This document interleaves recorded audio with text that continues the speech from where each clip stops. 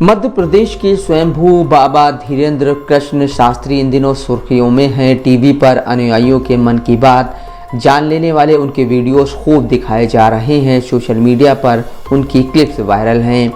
बाबा मंच पर अनुयायियों को बुलाते हैं, उनसे मंत्र पढ़ने को कहते हैं और एक कागज़ पर कुछ लिखते हैं। फिर वह उनसे उनकी समस्याओं के बारे में पूछते हैं। आखिर में वह कागज़ पर लिखा सबको दिखाते हैं। समस्या और उसका हल बाबा ने पहले ही कागज़ पर लिख दिया था और उनके अनुयायी दावा करते हैं कि यह चमत्कार है, सालों की साधना का परिणाम है। हिंदी अखबार नवभारत टाइम्स के मुताबिक टीवी पर ही बाबा धीरेन्द्र कृष्ण शास्त्री को कुछ माइंड रीडर्स ने चुनौती दी।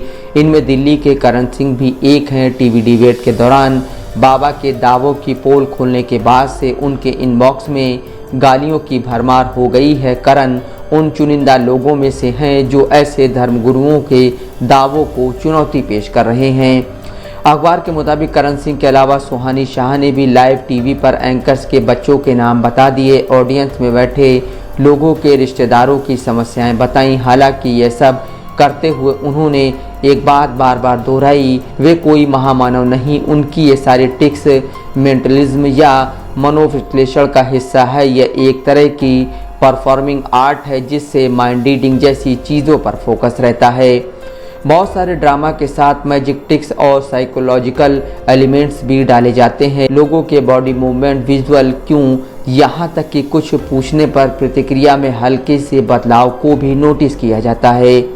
मेंटलिस्ट का दावा है कि यह आर्ट का काफ़ी साइकोलॉजिकल रूप है। ज़्यादातर मेंटलिस्ट खुद से सीखे होते हैं, लेकिन वे भी काफ़ी हद तक न्यूरो लिंग्विस्टिक प्रोग्रामिंग यानी NLP पर निर्भर होते हैं।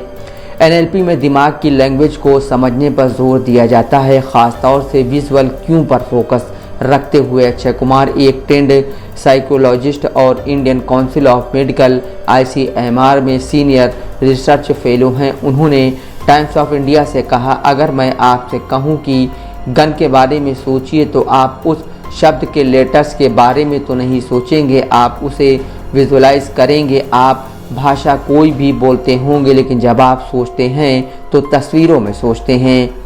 NLP ट्रेनिंग में ऐसे विजुअल क्यों पकड़ने पर जोर दिया जाता है। आमतौर पर एक मेंटलिस्ट सवाल पूछता है या कुछ करने को कहता है जिससे लोगों के दिमाग में जवाबी तस्वीर उभरती है। वे शरीर और चेहरे में बदलाव से भाप लेते हैं और जवाब बताते हैं।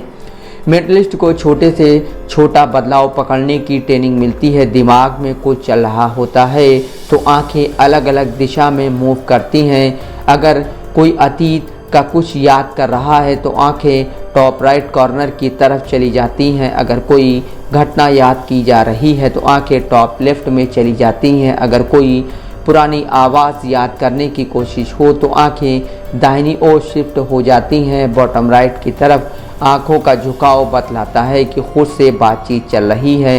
इंसान ये सब अनजाने में करता है। मेंटलिस्ट ऐसी ही चीज़ों को पकड़ते हैं।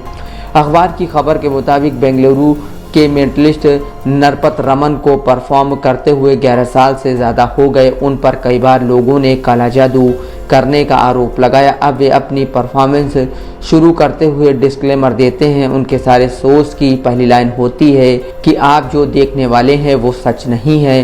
फिर मैं कुछ ऐसा क्रिएट करता हूँ जो जेन्युइन माइंड रीडिंग जैसा दिखता और लगता है। रमन कहते हैं कि यह कोई फिल्म देखने जैसा है।